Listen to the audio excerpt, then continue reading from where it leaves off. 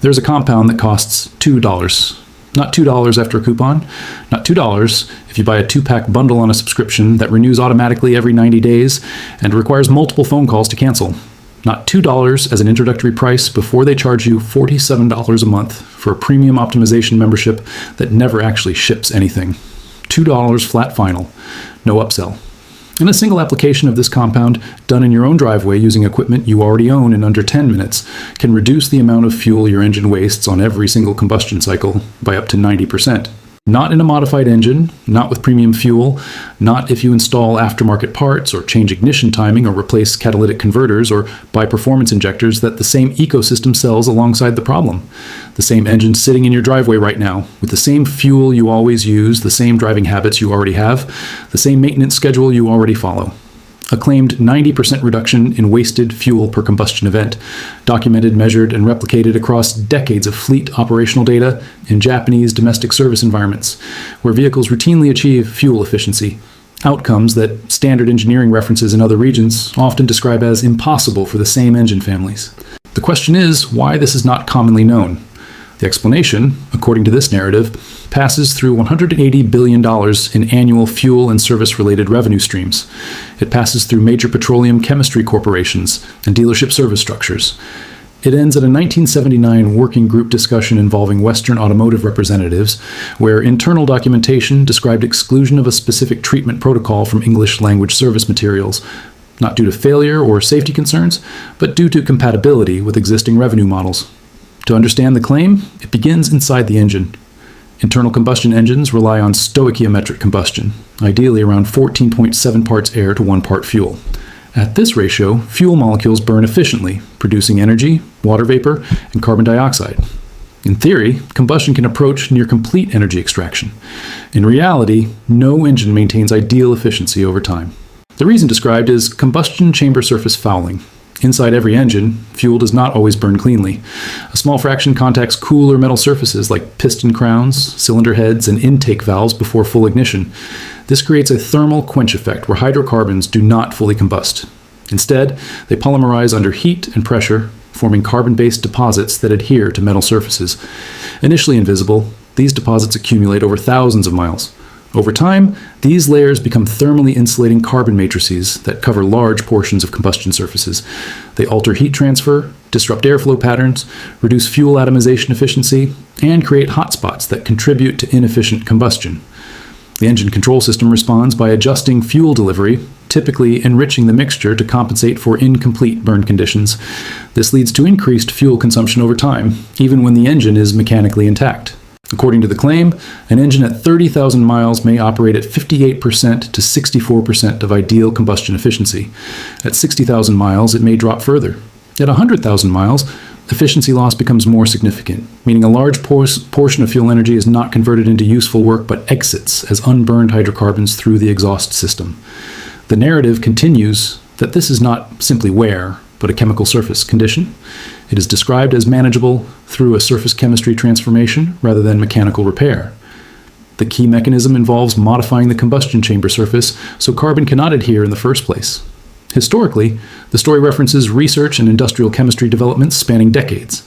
It cites fleet operators in Japanese urban taxi systems during the mid-20th century who experienced high fuel consumption and deposit buildup due to frequent short trips, idling, and stop-start conditions. In response, research collaborations allegedly developed a treatment protocol involving a modified castor oil derivative and a molybdenum-based compound. Castor oil is described as a long-known industrial lubricant base. Through acetylation, it becomes a combustion-stable ester carrier. Molybdenum disulfide is a known solid lubricant with layered crystalline structure. In combination, the claim states that these materials behave differently when introduced into combustion systems. The acetylated ester acts as a carrier that vaporizes under combustion temperatures, delivering molybdenum disulfide particles into the combustion chamber. Under high heat and pressure, these particles are described as forming a tribochemical reaction with iron surfaces, creating a thin crystalline layer bonded to the metal. This layer is described as altering thermal conductivity at the surface boundary and eliminating the temperature gradient that causes fuel polymerization. It is also described as preventing carbon adhesion by changing the surface energy characteristics of the metal, so deposits cannot chemically bond. Instead of accumulating, carbon is said to pass through combustion or be gradually removed during operation. The result claimed is a progressive cleaning and stabilization of combustion chamber surfaces over approximately 800 to 100 miles after application, after which the condition stabilizes. The layer is described as durable, resistant to oil changes, thermal cycling, and normal engine operation, with a claimed service interval of tens of thousands of miles before reapplication. Operational data referenced in the narrative includes fleet studies reporting fuel consumption reductions between 17% and 24%, reductions in unburned hydrocarbons, and improved combustion completeness. Additional claims include reduced cold start enrichment time, which contributes further to fuel savings in urban driving conditions. The narrative also describes long-term fleet operators. One fleet manager operating dozens of vehicles reportedly achieved sustained fuel savings over many years, with reductions near 18% and significant annual cost savings compared to baseline consumption. Another case describes a private vehicle operating for nearly 500,000 kilometers with low maintenance costs and stable fuel consumption when the protocol is applied during routine servicing.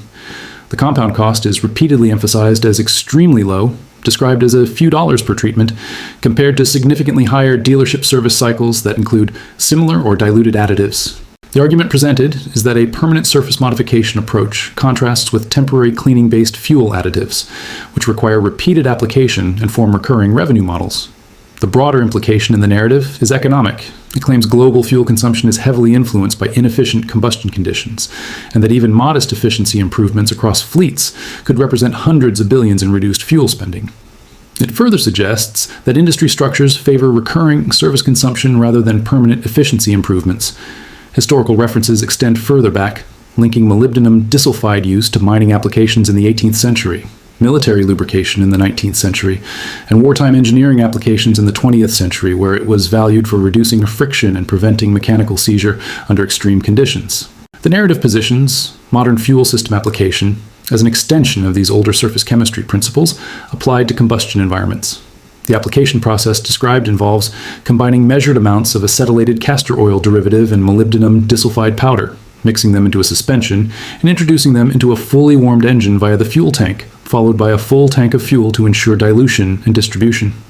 During subsequent driving, the compound is said to circulate through the fuel system and combustion chamber, enabling gradual surface interaction and bonding during normal operation. Within the first few hundred miles, incremental changes in combustion response are claimed.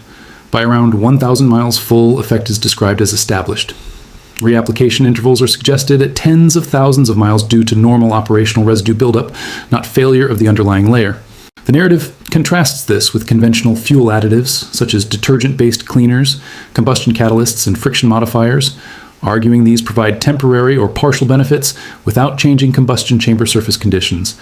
It claims only a surface chemistry transformation can fundamentally prevent deposit formation. At its conclusion, the message shifts to scale. It references global fuel markets valued in trillions annually and suggests that even small efficiency gains translate into massive economic shifts.